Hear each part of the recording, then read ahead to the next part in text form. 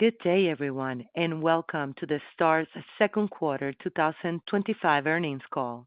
At this time, all participants are in a listen-only mode. After the speaker's presentation, there will be a question-and-answer session. To participate, you will need to press star 11 on your telephone.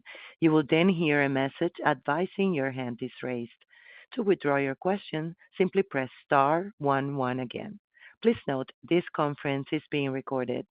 Now it's my pleasure to turn the call over to Nilay Shah with Starz Investor Relations. Please go ahead.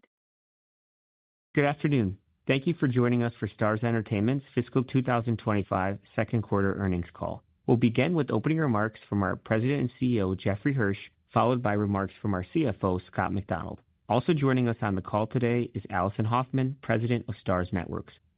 After our opening remarks, we'll open the call for questions. The matters discussed on the call include forward-looking statements, including those regarding expected future performance. Such statements are subject to a number of risks and uncertainties. Actual results could differ materially and adversely from those described in the forward-looking statements as a result of various factors. This includes the risk factors set forth in our most recently filed 10-K for Starz Entertainment Corp. Starz undertakes no obligation to publicly release the result of any revisions to these forward-looking statements that may be made to reflect any future events or circumstances. The matters discussed today will also include non-GAAP measures. The reconciliation for these and additional required information is available in the 8-K we filed this afternoon, which is available on the Starz Investor Relations website at investors.starz.com. I'll now turn the call over to Jeff. Thank you, Nilay. Thank you, everyone, for joining us today. Before getting into the details behind the quarter, I want to give everyone an update on how I see Starz is positioned in the ever-changing media landscape. As I laid out last quarter, Starz is a highly profitable, digital-first network that is able to punch above its weight class because it has remained focused on catering to two valuable demos of women and underrepresented audiences. Unlike our peers, Starz took a distribution-agnostic approach to streaming.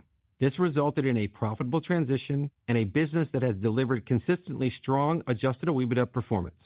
We believe this decision not to follow the herd has positioned Starz to be a very straightforward and predictable investment story.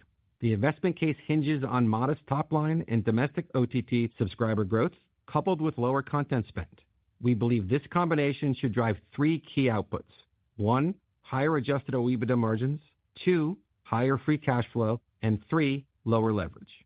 Given these business drivers, combined with our outlook of generating approximately $200 million of adjusted OIBDA in calendar 25 and converting 70% of adjusted OIBDA to unlevered free cash flow during calendar 26, we see our current valuation of approximately 4 times adjusted OIBDA as very attractive.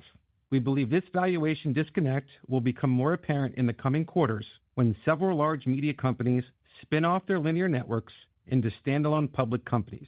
It's worth noting that even though these linear networks are heavily dependent on linear advertising and have immaterial digital revenue, most Wall Street analysts are valuing these businesses at similar or higher multiples than Starz, making us a great value.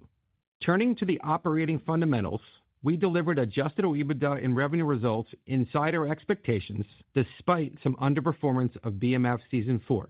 While the season still drew a large audience, it didn't maintain the expected scale relative to our anticipated performance for the series.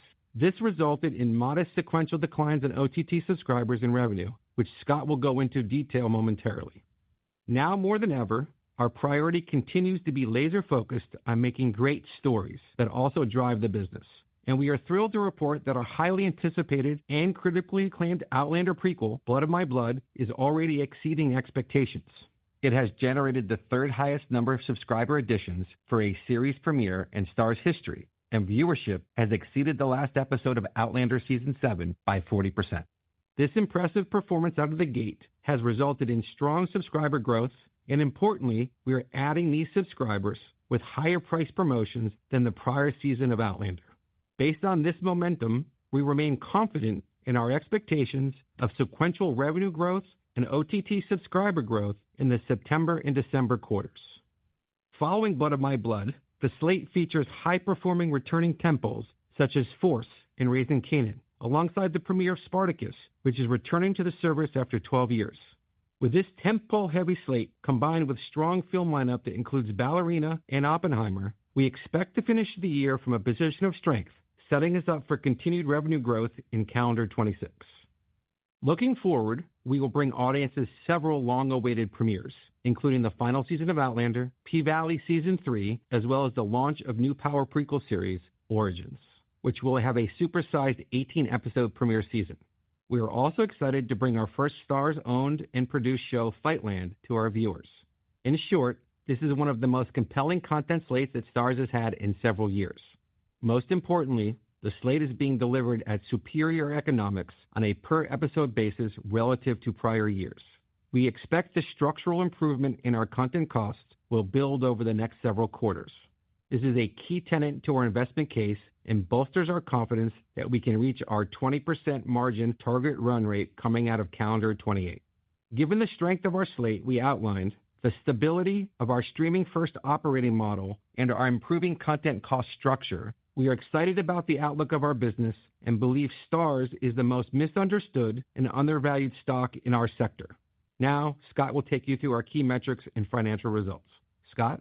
Thanks, Jeff, and good afternoon, everyone.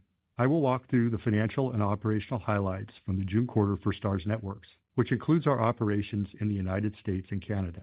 I will also provide an update on our balance sheet. Starz Networks ended the quarter with 12.18 million U.S. OTT subscribers, a sequential decline of 120,000. The decline in the quarter was primarily driven by lower subscriber additions resulting from underperformance of BMF Season 4, as Jeff noted. We ended the quarter with 19.08 million total North American subscribers, down 520,000 sequentially. The linear subscriber base declined to 6.22 million, reflecting continued declines in pay TV households. Total revenue for the quarter was $319.7 million, down 2% sequentially and 7.4% year over year. OTT revenue was $221.1 million, while linear and other revenue came in at $98.6 million. The year-over-year and sequential revenue declines resulted from lower OTT subscriber additions and continued linear pressure. Looking forward, as Jeff noted, we are already seeing improved subscriber trends due to the successful premiere of Outlander, Blood of My Blood. We continue to expect sequential revenue and OTT subscriber growth in the next 2 quarters. Adjusted OIBDA was $33.4 million and was expectedly down from the $92.0 million in the March quarter. The sequential decline was primarily due to higher content amortization related to the airing of 6 episodes of Raising Kanan Season 4 and the premiere of BMF Season 4 during the quarter. We ended the quarter with $573.5 million in total net debt, down $42.1 million on a sequential basis. Debt includes $300 million of our Term Loan A and $325.1 million of our senior unsecured notes, less $51.6 million in cash. We had no borrowings outstanding under our $150 million revolving credit facility at the end of June. Our leverage on a trailing 12-month basis was 3.2 times for the quarter. We expect leverage to increase to approximately 3.5 times in the September quarter due to the timing related to content payments, but we continue to expect to exit the year with leverage around 3.1 times. As we mentioned on our last call, we view 2025 as a transition year for our cash flow, which we now directly manage. For the remainder of 2025, we will have some ebbs and flows in the timing of our content payments before we get back to a more normal payment flow during 2026. This will set us on a good path to deleverage, which will be our focus during 2026 and 2027. As a result of the passage of the One Big Beautiful Bill Act, interest deductions previously deferred will now be currently available to us to reduce any federal tax liability. Accordingly, when combining this favorable change in the tax law with previously existing NOLs, we do not anticipate having any significant federal cash tax payments for the foreseeable future. We are very excited about the future here at Starz. Now I'd like to turn the call back over to Nilay for Q&A. Nilay? Thanks, Scott. Operator, could we open the call up for Q&A, please? Thank you so much. And as a reminder, to ask a question, simply press star 11 on your telephone and wait for your name to be announced. To remove yourself, press star 11 again. One moment for our first question.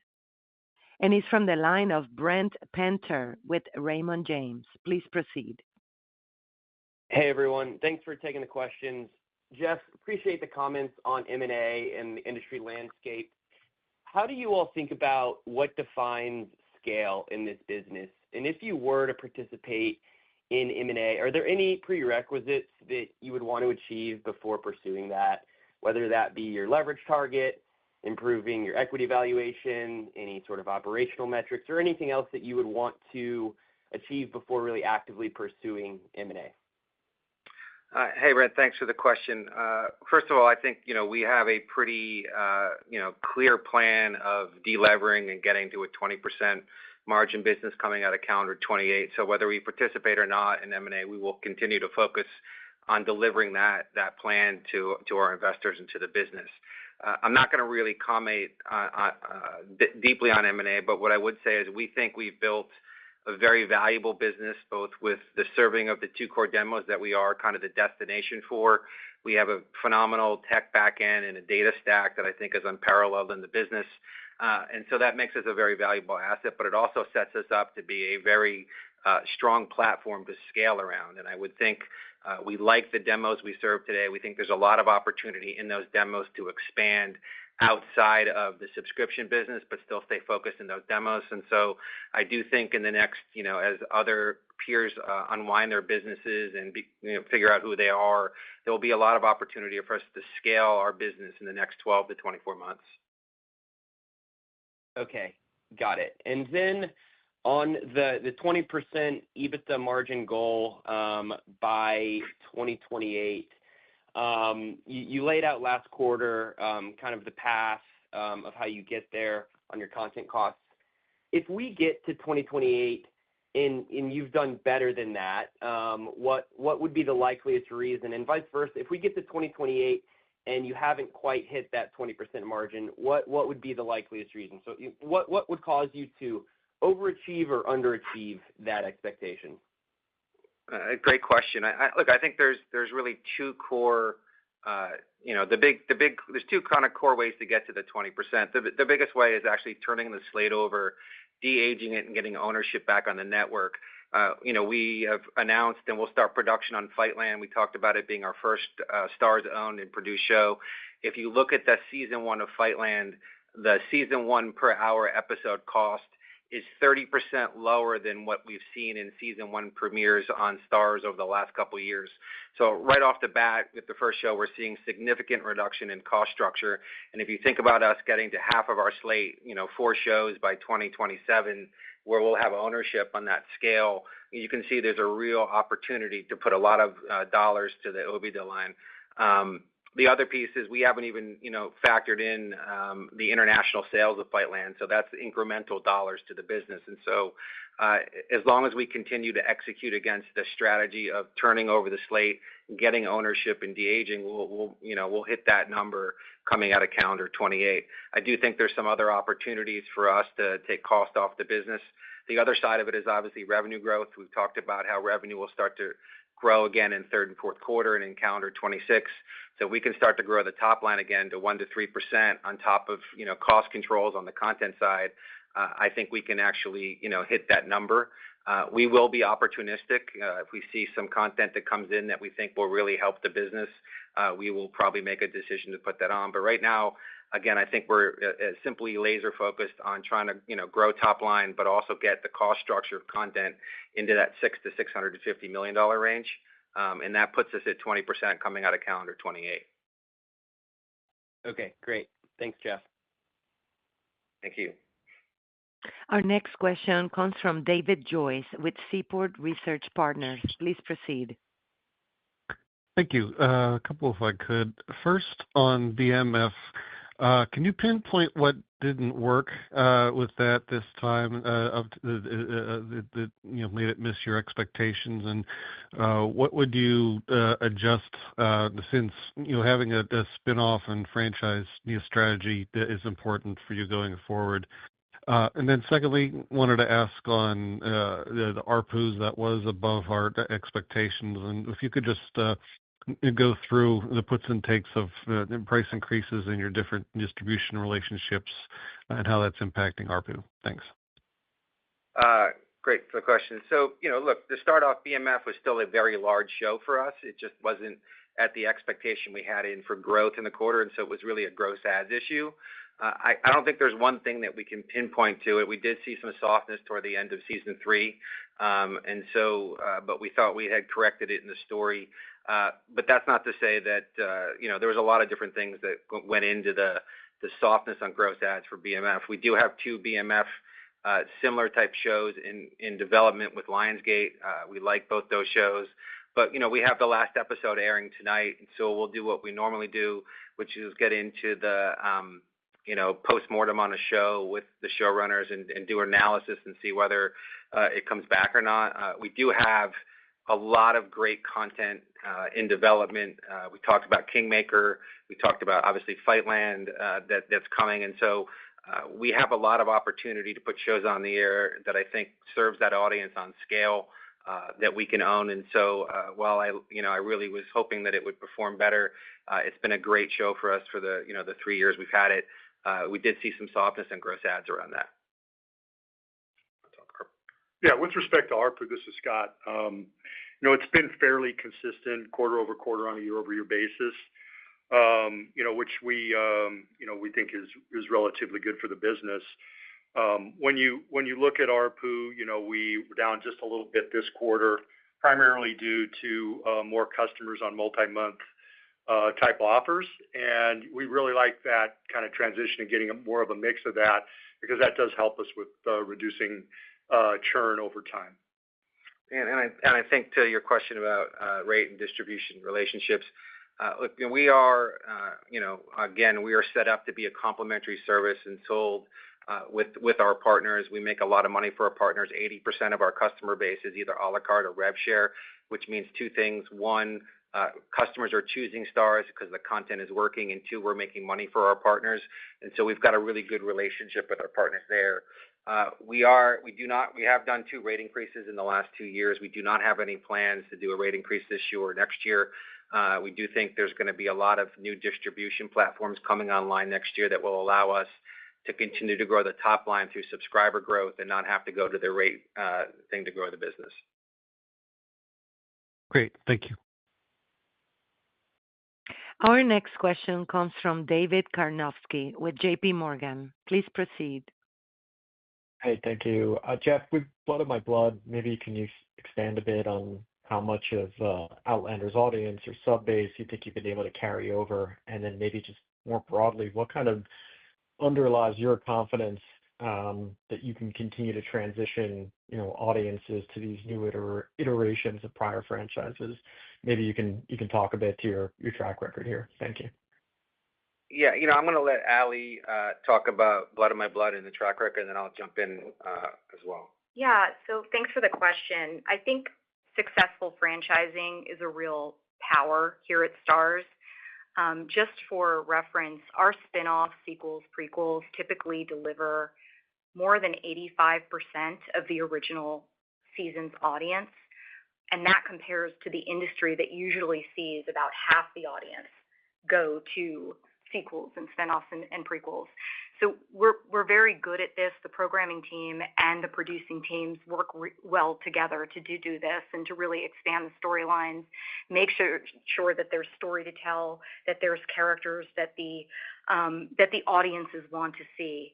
I think with Blood of My Blood, that was very intentional as a prequel.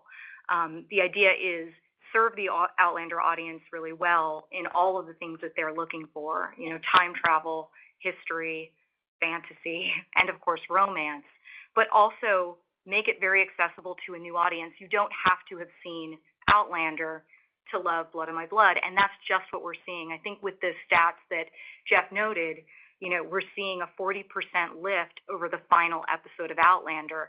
That means new audiences are coming in for this story, and we're carrying over successfully the Outlander audience. So that's really exciting for us to see, but I think something that we are actually kind of accustomed to seeing based on, this sort of machine we've built around franchising at the network.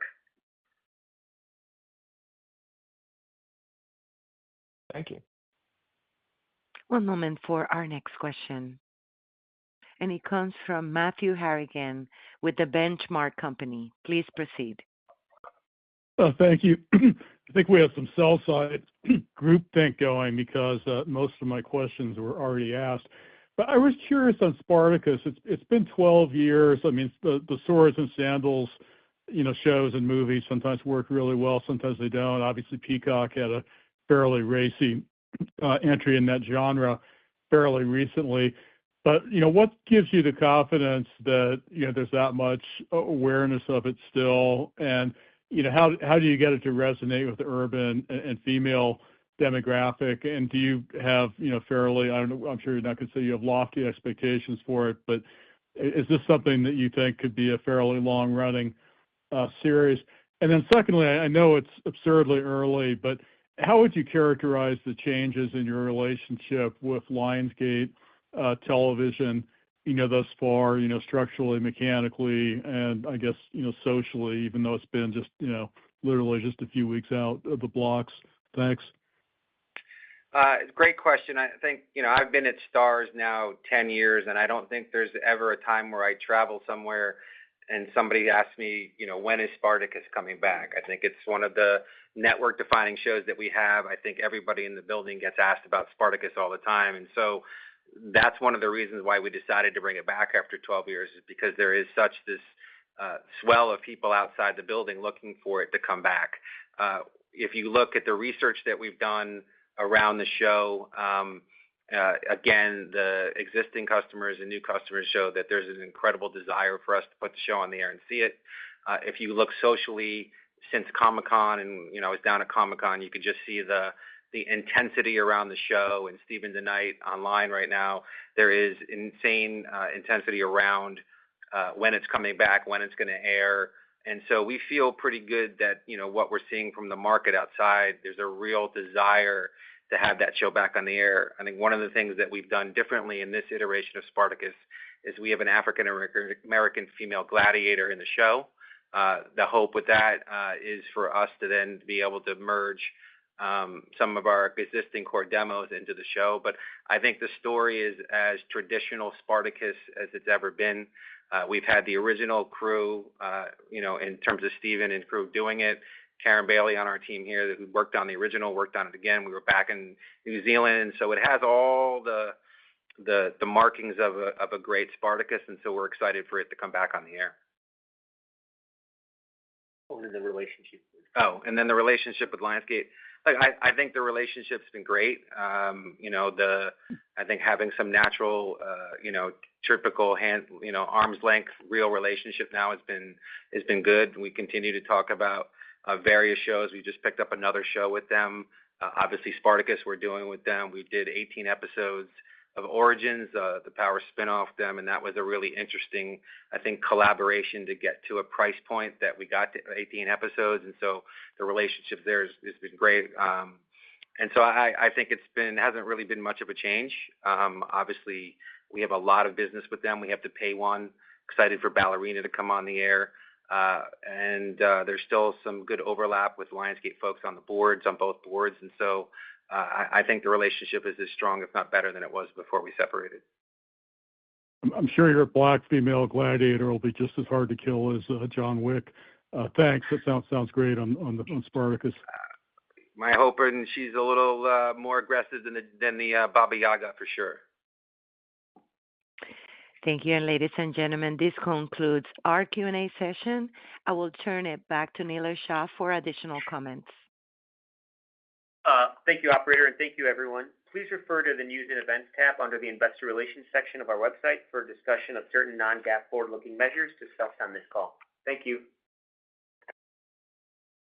And this concludes our conference call. Thank you all for participating. You may now disconnect.